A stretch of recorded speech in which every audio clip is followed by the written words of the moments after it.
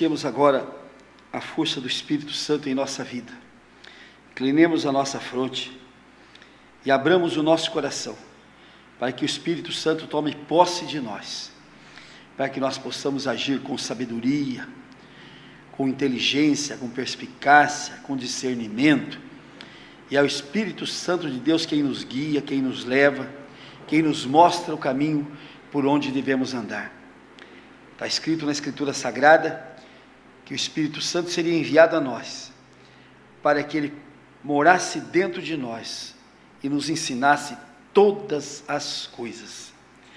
Por isso, em todos os momentos da nossa vida, lembremos do Espírito Santo de Deus e busquemos o Espírito Santo de Deus sem cessar, sem parar, sem temor, buscando continuamente, porque ele é Espírito de luz, é Espírito de ensinamento e é principalmente ensino de sabedoria. Nós precisamos do Espírito Santo para guiar os nossos passos. É o que nós pedimos agora ao Senhor Jesus, que nos envie o Espírito Santo e que ele esteja conosco todos os dias da nossa vida, para que nós saibamos o caminho por onde Deus quer que a gente ande, para que a gente saiba o caminho por onde Deus quer que a gente trilhe, para a honra e glória do nome do Senhor Jesus. Os que creem, digam amém. Glória a Deus. Declaremos agora a presença de Jesus. Digam todos comigo: Senhor Jesus, nós declaramos que estamos reunidos aqui agora no teu nome. Vem cumprir a tua promessa, vem estar conosco, nós te pedimos no teu santo nome. Sintamos agora a presença do Senhor Jesus conosco, sintamos a presença agora conosco, junto de nós, presença real, corpo, alma, sangue e divindade, presença efetiva, presença frutífera, presença do Senhor Jesus em nossa vida. E aproveitemos agora a presença dele, para a gente poder confessar a ele os nossos pecados. Digam todos comigo: Senhor Jesus, nós confessamos agora todos os nossos erros, todos os nossos pecados, todas as nossas transgressões que fizemos por pensamentos, palavras, obras e omissões. Nós nos arrependemos, Senhor Jesus, dos nossos pecados e te pedimos perdão pelo que fizemos. Perdoa-nos, Senhor Jesus. Acabamos de confessar os nossos pecados, acabamos de nos arrepender e acabamos de pedir perdão a Jesus. E os nossos pecados estão sendo perdoados nesse momento. E Jesus disse que quando ele perdoa, ele joga no fundo do oceano para nunca mais dele se relembrar. Essa é a grandeza do perdão, a grandeza do amor de Deus na nossa vida, a grandeza do Senhor Jesus nos perdoando. Agora digam todos comigo: Senhor Jesus, nós te declaramos Filho de Deus, nosso Rei, nosso único Senhor, nosso Salvador e nosso Redentor. E assim nos tornamos também filhos de Deus pela tua palavra. Sintamos agora a filiação de Deus na nossa vida. Sintamos agora a força que nós temos diante do Pai como seus filhos. Passamos de simples criaturas para filhos de Deus. Coisa maravilhosa que acontece na nossa vida. E como filhos de Deus, nós somos herdeiros da promessa. E tudo que o Pai tem é nosso. Tudo que é dele é nosso, a partir de agora. Digam todos comigo: Senhor, tudo que é teu é meu, porque eu sou teu filho. Sintamos a força do Espírito Santo, a força do Senhor Jesus e a força do Pai agora na nossa vida, para que nós possamos buscar a palavra de Deus, que nós vamos meditar agora diante do próprio Cristo, do Espírito Santo e de Deus Pai. Eu trouxe hoje para a nossa meditação uma palavra muito interessante. Primeiro, uma palavra histórica. E quando na Bíblia a gente vai pegar um exemplo histórico, a gente vai ver que sempre atrás daquele exemplo histórico tem um ensinamento profundo, ensinamento belíssimo, ensinamento que nós devemos colocar na nossa vida como exemplo. Por isso que a Bíblia, além dela nos ensinar o caminho, ela nos mostra exemplos. E hoje eu vou colocar aqui 2 exemplos antagônicos. Um exemplo do mal e um exemplo do bem. Em Judá, houve um rei chamado rei Acás. Acás. Esse rei Acás era um rei mau, um rei pecador, um rei que passou a sua vida construindo ídolos, erguendo altares a ídolos, erguendo altares a imagens, fazendo postes ídolos, e esse rei Acás passou a sua vida inteira fazendo mal, Então ele foi mal perante os olhos de Deus, e a sua vida toda foi uma vida de malignidade. E a gente vai ver então, que durante o período em que ele reinou, houve muita infelicidade no reino de Judá, houve muita infelicidade a todos os judeus. E quando nós somos maus, o que acontece na nossa vida? A nossa vida fica ruim, a nossa vida fica uma porcaria, a nossa vida fica uma desgraça, e não é só a nossa vida que fica, mas a vida de todas aquelas pessoas que estão ao nosso derredor. O nosso mal, a nossa vida má, o fato de nós sermos maus, não é só com referência a nós, o que já é gravíssimo, porque se eu tiver de ter uma vida ruim porque eu sou mau, então por que eu não fico bom e viro bom para que eu tenha uma vida boa? Então vejam bem o que acontece. Quando a malignidade entra na vida de uma pessoa, não é só a parte pessoal dele que fica ruim, mas a parte de todos aqueles que estão ao seu derredor. Aqueles que estão na família, aqueles vizinhos, os conhecidos, os que trabalham junto, os parentes, todos eles passam a sofrer a malignidade da pessoa. Não existe malignidade só para si, não existe uma malignidade só para mim. Então Acás era um rei ruim, um rei péssimo, e o nome dele, Acás, significava poderoso, significava possuidor, significava mandante. Então era um homem que não tinha o nome de Deus no seu nome. É um homem que, pelo nome dele, ele era poderoso, ele podia fazer o que queria, ele era praticamente um Deus. Logo depois que morre Acás, quem passa a reinar é o filho dele, chamado Ezequias. E começa pelo nome. Ezequias significa fortalecido por Deus. Ezequiel significa a força de Deus. Ezequias significa fortalecido por Deus. Aí vem uma lembrança aqui nesse momento. As pessoas que têm de dar nome a uma criança, as pessoas que têm de dar nome a um filho, têm de escolher o nome que dá, têm de saber o significado do nome que coloca, para que não coloque desde criança nomes ruins, nomes maus nas pessoas, nomes que não tenham significados. Por exemplo, Mara significa amarga, Cláudia significa manca, né? Manca. Então é preciso que a gente coloque nome das crianças, nomes significativos. E Acás, muito mal, no entanto, ele colocou um nome bom no seu filho, que foi Ezequias. Ezequias significa fortalecido por Deus. E o Ezequias começou a reinar, e foi uma bênção para o povo de Israel. Já imediatamente ele mandou destruir todos os ídolos, todos os postes ídolos, todas as imagens, tudo aquilo que o pai dele tinha colocado, ele mandou destruir aquilo tudo, e restabeleceu a Páscoa, reconstruiu o templo. Ezequias fez tudo quanto era bom perante o Senhor, e olha o que está escrito aqui no versículo 29 do livro de 2 Crônicas. Ezequias fez o que era reto perante o Senhor, segundo tudo quanto fizera Davi.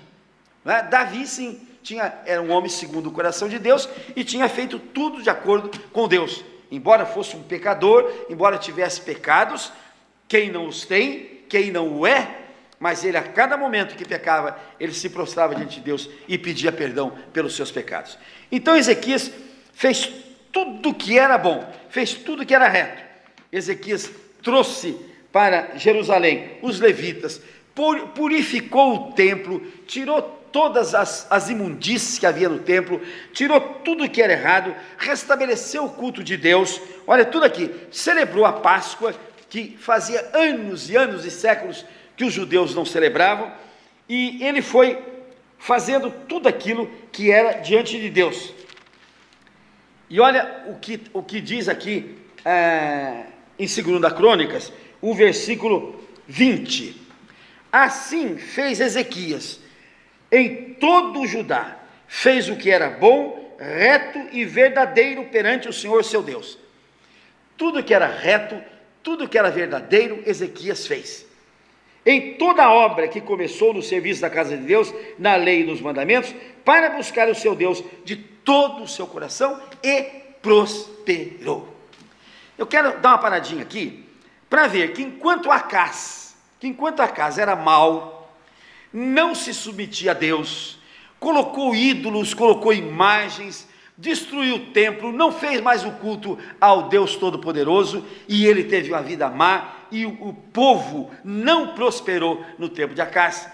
No tempo de Ezequias, o que aconteceu? Ele fez tudo que era reto perante Deus, ele fez tudo quanto era bom diante de Deus, ele fez todo o ensinamento de Davi diante de Deus, ele fez todas as coisas de acordo com Deus.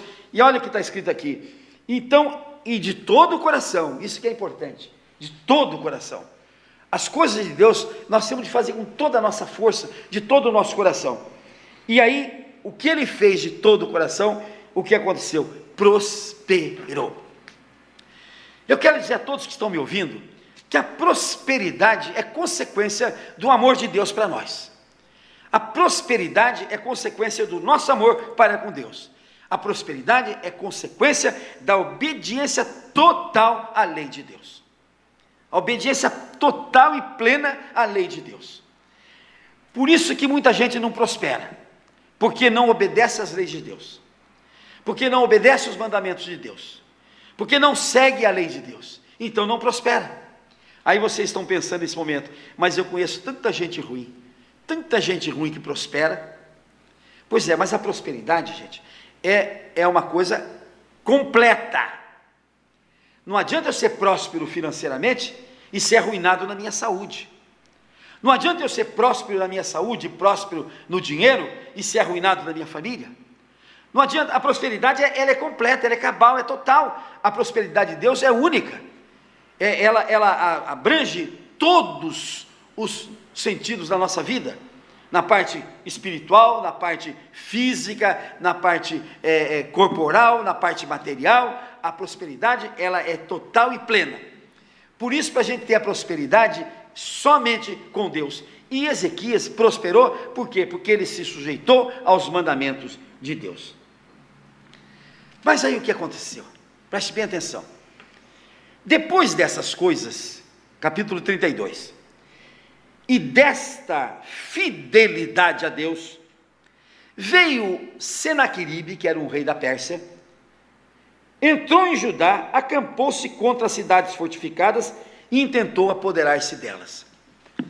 Aí parece que foi incoerência que eu falei, né? Eu disse que quando se tem Deus, tem-se a prosperidade total, completa. Então como é que Ezequias, depois de obedecer a Deus, depois de estar com Deus, depois de andar nos caminhos de Deus, vem o rei da Síria com um exército fabuloso e entra em Judá, acampa-se diante de Jerusalém e quer destruir Judá? Como é que pode acontecer isso? Aqui na Bíblia diz assim: no mundo tereis aflições, mas Deus nos livrará de todas elas. Se Ezequias tivesse sucumbido aos assírios, se ele tivesse perdido a guerra para Senaqueribe, nós poderíamos dizer: Deus foi ingrato, porque Ezequias se dedicou a sua vida a Deus, e de repente, na hora que ele mais precisava, Deus o abandonou. Mas olha só o que fez Ezequias. E quando eu disse que nós temos de guardar os exemplos que estão na Bíblia, é para nós fazermos as mesmas coisas. Quando Ezequias viu aquele exército enorme de Senaqueribe cercando a terra de Judá, olha o que ele fez. Primeira coisa, ele resolveu tapar as fontes das águas que havia fora da cidade. Então, a cidade de Jerusalém estava cercada por Senaqueribe. E fora da cidade de Jerusalém, havia fontes de água, que iam dar água para os inimigos, iam alimentar os inimigos, iam fortalecer os inimigos.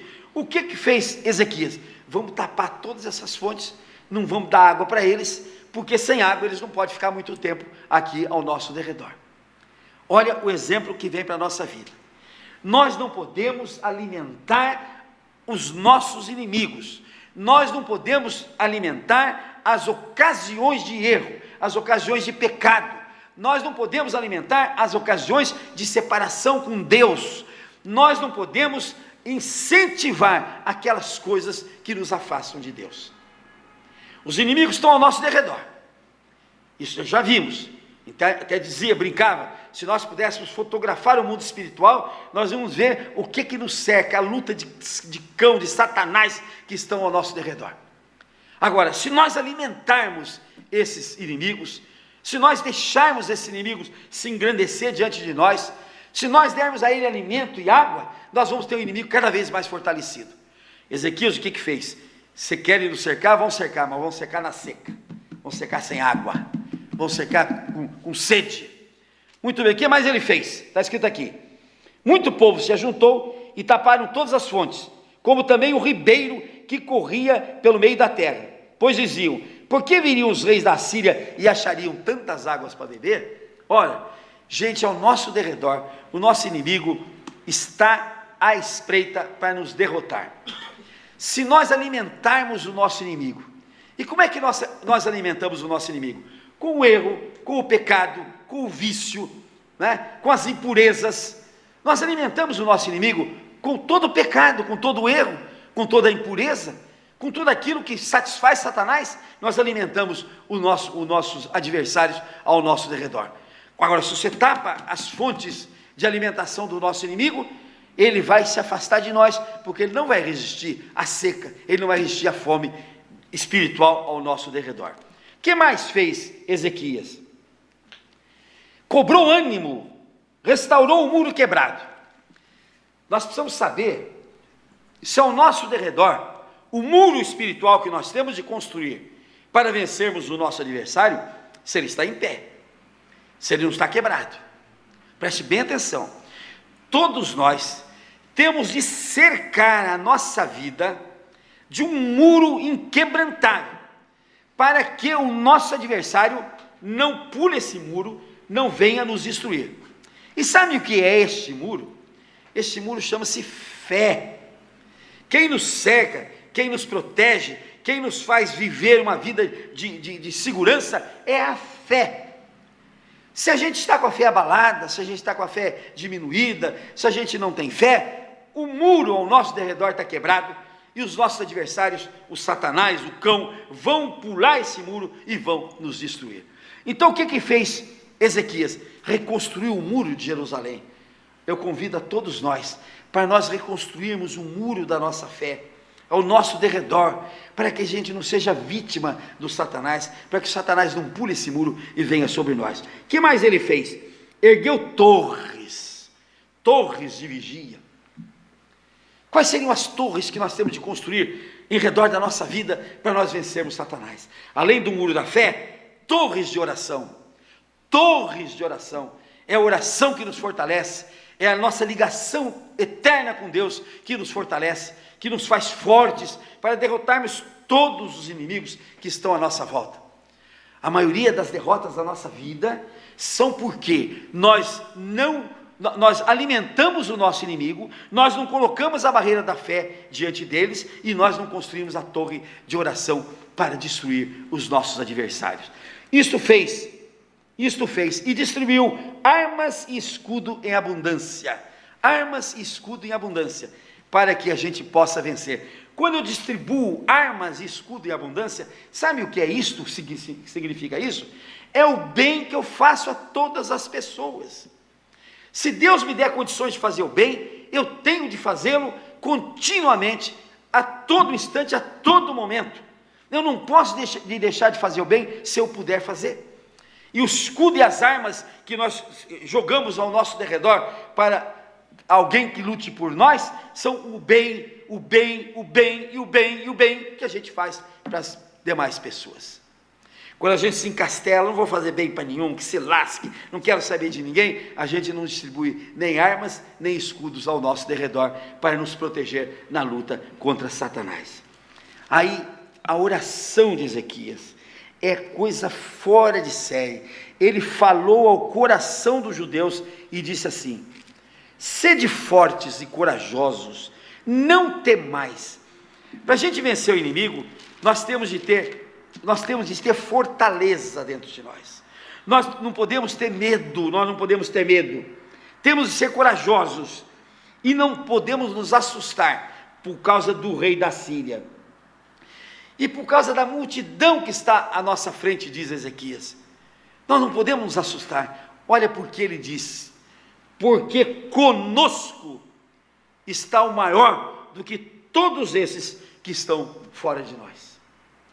Aí é que vem a nossa força, gente. A nossa força está aí. Quando a gente tem a certeza, quando a gente crê, pode o número dos meus adversários serem milhares, serem milhões, podem as minhas dificuldades ser as maiores possíveis, pode ser tudo desgraça na minha vida, mas aquele que está comigo é mais forte do que todos os meus adversários, e ele vai me dar força para vencer. Esta é a fé que nós temos de ter. Não se esqueçam, fechar as fontes que alimentam os nossos adversários, colocar em nosso derredor o muro da fé, construir as torres de oração, distribuir as armas e escudos do bem ao nosso derredor, e ter a fé, a crença, a certeza de que conosco está o mais forte, conosco está o inexpugnável, conosco está aquele que vence todas as dificuldades da vida. E o que aconteceu? Olha aqui, no versículo 21, então o Senhor enviou um anjo que destruiu todos os homens valentes, os chefes e os príncipes do arraial da Síria, e este, com o rosto coberto de vergonha, voltou para a sua casa. Não ficou um diante do povo de Judá, todo mundo correu. Ezequias não precisou pegar em armas, Ezequias não precisou fazer nada, bastou o que ele fez, o muro que ele construiu, a torre que ele construiu, as armas que ele distribuiu, a oração que ele fez, a fé que ele teve. Comigo está o mais forte, comigo está aquele que vence tudo, comigo é aquele que vence todas as dificuldades.